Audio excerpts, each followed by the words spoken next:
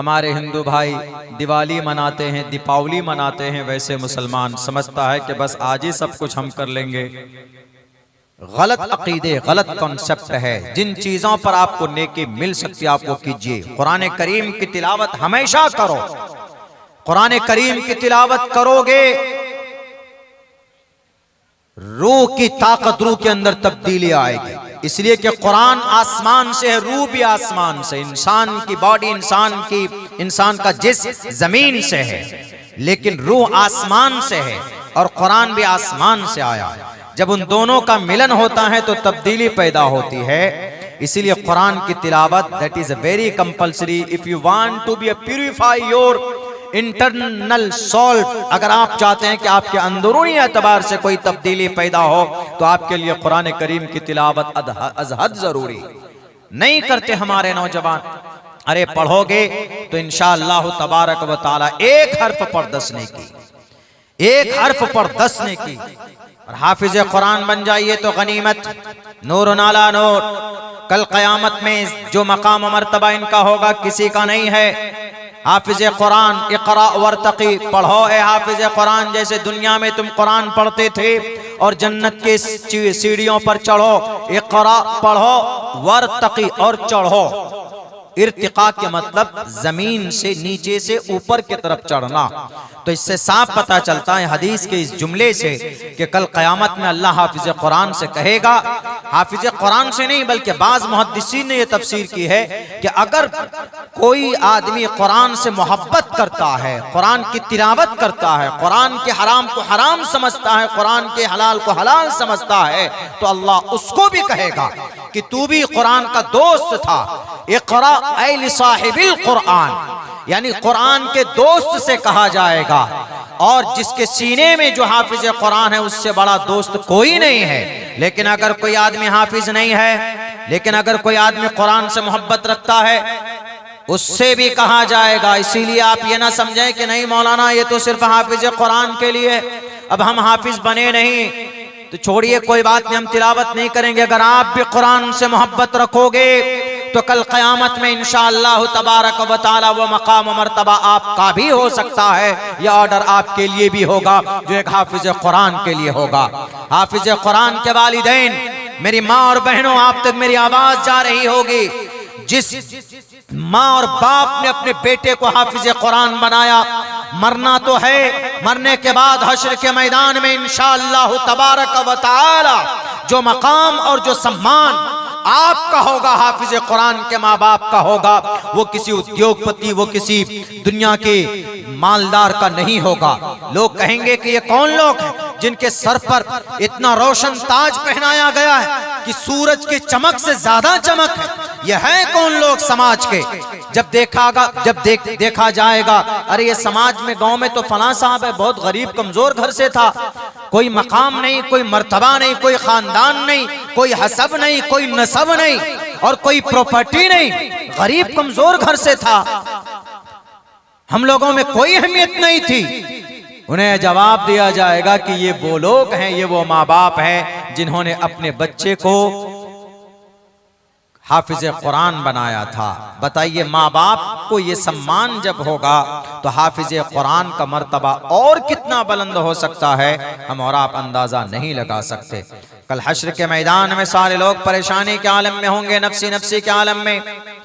हर कोई, या अय्युहन्नास इत्तक़ू रब्बकुम इन्न ज़लज़लतस्साअति शैउन अज़ीम यौम तरौनहा तज़हलु कुल्लु मुर्ज़िअतिन अम्मा अर्ज़अत व तज़उ कुल्लु ज़ाति हम्लिन हम्लहा व तरन्नास सुकारा व मा हुम बिसुकारा वलाकिन्न अज़ाबल्लाहि शदीद। अल्लाह का कुरान कहता है या अय्युहन्नास, क़यामत का तज़किरा है।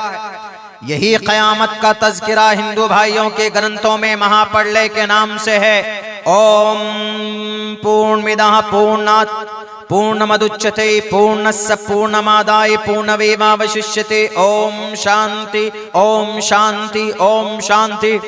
इसका भी एक्सप्लेन करूंगा, पहले कुरान करीम की आयत का। या अय्युहन्नास इत्तक़ू, इसीलिए हम कहते हैं कि जो लोग कहते हैं कि कुरान में गलत बातें लिखी हुई है, जो लोग कहते हैं, मैं कहता हूं कि आप अपनी किताबों को पढ़ो। कुरान में आपको वो मजमून मिलेगा, वो मजमून जो आपकी किताबों के अंदर भी मौजूद है। कुरान में तकरीबन 10 आयतें ऐसी है कि जिसका सेम पैटर्न वेदात के अंदर आपको, अपने शास्त्रों के अंदर आपको मिल सकता। इसीलिए सिर्फ इसलिए कि इस कुरान में एक दो जगह पर आयत जिहाद है, एक दो जगह पर मुशरिकों को मारने की बात कही गई तो उसको पकड़ कर उछल रहे हो। पढ़ो इसके आगे और पीछे मुताला करो तो पता चलेगा। कुरान करीम के अंदर अकीदे क़यामत है। या अय्युहन्नास इत्तक़ू रब्बकुम, क्या अकीदा गुरुर पुराण में ये क़याम महाप्रलय के नाम से नहीं है। ओम पूर्णमिदा पूर्णात् पूर्णमुदच्यते पूर्णस्य पूर्णमादाय पूर्णमेवावशिष्यते। कुरान करीम के अंदर यूं कहा गया कि अल्लाह के नबी आखिरी रसूल है। मा कान मुहम्मदुन अबा अहदिम मिन रिजालिकुम वलाकिन रसूलुल्लाह व खातमुन नबिय्यीन। ये कुरान का अकीदा है और कुरान का अकीदा तो हमारा अकीदा कुरान के मुताबिक। तो यही अकीदा उपनिषद में है। आलोक उपनिषद में कहा गया अस्मल्लाम इल्ले मित्रा वरुणा दिव्यानी धत्ता इल्लल्ले वरुणो मित्रस्तेजस कामया होतार भिंदरो होतार मिंदरो महासुरिंदरो अल्लो जयस्ते श्रेष्ठम पन्नम ब्रह्मांडम अल्लो रसूल मोहम्मद रकबरस अल्लामा। मोहम्मद अल्लाह के मुकर्रब रसूल है, मोहम्मद अल्लाह के चुनिंदा रसूल है। उपनिषद में मौजूद है। कुरान में क्या है? कुरान में है कि नमाज कायम करो, अकीमुस्सलाह। रामायण में भी ये बात है। पथमादार का जियोवादियो दिदियन मुजियते तिरित्यानन को डलाकार, खड़े होकर साष्टांग करो। नमाज भी खड़े होकर अदा की जाती है। कुरान करीम में पर्दा है। कुल लिल मुमिनाति यग़्ज़ुज़्न मिन अब्सारिहिन, शास्त्रों में है अधे पश्यस्तिमो परि संतराम पादको हर माते कौशल पको। बताइए इतनी सारी चीजें हैं होने के बावजूद आज लोग कहते हैं कि नहीं आपके कुरान में गलत बातें। बिल्कुल गलत बात नहीं, बातें वो है कुरान में जो इंसान की रहनुमाई और रहबरी के लिए। बहर कैफ इस आयत में अल्लाह तबारक व तआला क्या फरमाता है? या अय्युहन्नास इत्तक़ू, या अय्युहन्नास अरबी है या अय्युहन्नास, ओ आदम के औलाद। मुसलमान को नहीं कहा, या अय्युहल मुमिन नहीं कहा, या अय्युहल्लज़ीना आमनू नहीं कहा कि ईमान वालो अल्लाह से डरो। ये कहा या अय्युहन्नास, ओ मिस्टर मोदी, ओ मिस्टर योगी, ओ मिस्टर अब्दुल्ला सालिम, सबको या अय्युहन्नास, O the people, O people of Adam, mankind of the world, ओ दुनिया के लोगों। या अय्युहन्नास, कयामत आएगी सबके लिए आएगी। ऐसा नहीं कि बारसोई में कयामत आ जाएगी वो अररिया बाकी रह जाएगा, या फिर कयामत आ जाएगी सीमांचल में, यहाँ मुसलमान ज्यादा है तो मुसलमानों का अकीदा कयामत आएगी तो सीमांचल में कयामत आ गई जी, और उसके बाद उत्तर प्रदेश खाली है इसलिए कि वहां पर बाबा जी हैं, लाल बुजक्कर साहब हैं। ऐसा नहीं है, कयामत आएगी तो पूरी दुनिया में आएगी। इसीलिए अल्लाह ने कहा या अय्युहन्नास, ओ इंसानो, कोई भी किसी मुल्क का रहने वाला हो, या अय्युहन्नास, या अय्युहन्नास इत्तक़ू रब्बकुम, अपने रब से डरो। रब को कौन नहीं मानता? हिंदू भी रब को मानता। रब को कौन नहीं मानता? क्रिश्चियन भी रब को मानता, रब को यहूदी भी मानता, रब को ईसाई भी मानता, रब को सिख भी मानता, रब को जैन भी मानता, रब को बुद्धिस्ट भी मानता, रब को महावीर, वर्धमान महावीर जैन स्वामी को रब माना जाता है, जैनी लोग मानते हैं। यहां तक के पंडित दयानंद सरस्वती जी को भी रब माना जाता है। आर्य समाज के लोग उनको भी रब मानते हैं। कुछ लोग तो रब हर मजहब में है, अलग अलग तरीके पर है। कहीं पर रब का बेटा मान लिया जाता है तो गलत हो गया, कहीं पर रब की बीवी की रूह मानी जाती है तो गलत हो गया, कहीं पर वर्धमान महावीर जैन स्वामी को रब माना गया जो कि एक इंसान है, कहीं पर श्री रामचंद्र जी को रब माना जाता है तो इंसान है क्योंकि श्री रामचंद्र जी इंसान थे, मर्यादा पुरुषोत्तम श्री रामचंद्र जी महान इंसान थे, उनको रब माना जाता है। ऐसे ही क्रिश्चियन के अंदर में 3 फिरके, कैथोलिक, ऑर्थोडॉक्स, ये सब भी 3 खुदाओं को मानते हैं, रब वहां पर भी माना जाता, लेकिन रब है किसी न किसी शक्ल में मानते।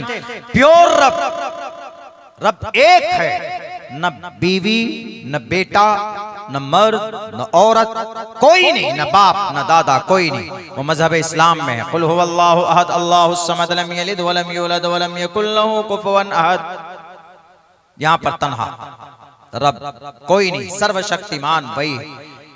कोई अकीदा ऐसा नहीं है इसके अंदर जो रब के साथ किसी को शरीक किया गया हो। तो रब हर किसी में है, हर मजहब में है। तो या अय्युहन्नासुत्तक़ू रब्बकुम, अपने रब से डरो। इन्न ज़लज़लतस्साअति शैउन क़रीब, क़यामत की घड़ी बहुत करीब है, बहुत करीब है, बहुत करीब। यौम तरौनहा तज़हलु कुल्लु मुर्ज़िअतिन अम्मा अर्ज़अत, दूध पिलाने वाली माँ अपने बच्चों को अपने गोद से उठाकर फेंक देगी उस घड़ी को देखने के बाद। व तज़अ कुल्लु ज़ाति हमलिन हमलहा, और जिसके कोख में बच्चा होगा, हमल से होंगी जो औरतें, उसका हमल ज़ाय हो जाएगा। आप अंदाजा लगा सकते हैं कि कितनी खतरनाक घड़ी होगी क़यामत की। वो तरन्नास सुकारा, तुम लोगों को देखोगे कि नशे की हालत में लोग हैं। वो नशा नहीं है बल्कि वल्लाह वलाकिन अज़ाब अल्लाह शदीद, लेकिन अल्लाह तबारक व तआला का अज़ाब बड़ा सख्त हुआ करता है। वल्लाह की तरफ से गिरफ्त है, क़यामत के बारे में है। हिंदू भाइयों में भी महा पढ़ रहे हैं, हमने ओम पढ़ा है, लफ्ज खुतबे में भी पढ़ा है, ओम शांति पढ़ा, ओम नमो भगवते वासुदेवाय हमने पढ़ा है। तो हिंदू भाइयों के यहाँ भी अकीदा है कि जिस ब्रह्मा ने इस पूरे संसार को बनाया, वो ब्रह्मा इस दुनिया को नष्ट करेगा, खत्म करेगा। और हालत इतनी खतरनाक होगी तो वो तीनों खुदा से, हिंदू भाइयों में तीन बड़े खुदा, ब्रह्मा विष्णु शिव, तीन खुदा, तीनों की ड्यूटी अलग अलग है। ब्रह्मा जी की ड्यूटी पैदा करना, पैदा करने के बाद फ्री पालने की ड्यूटी विष्णु जी की है। विष्णु जी खुराक दे देते हैं, जाओ हमारी जिम्मेदारी पूरी। अब जब बूढ़े हो जाते हैं तो मारने की जिम्मेदारी शिव जी के कंट्रोल में आ जाता है। तीन खुदा उनके अकीदे के हिसाब से। तो ये तीनों खुदा का जो शॉर्टकट नाम है वो है ओम। ओम तीनों बड़े खुदा को शॉर्ट करके बनाया गया, आकार मकार सकार। विष्णु ब्रह्मा शिव से आकार मकार सकार, आकार मकार सकार से ओम। तो हिंदू भाई महाप्रलय की शिद्दत से बचने के लिए इन तीनों बड़े खुदा से कहेंगे ओम शांति, ओम शांति, ओम शांति।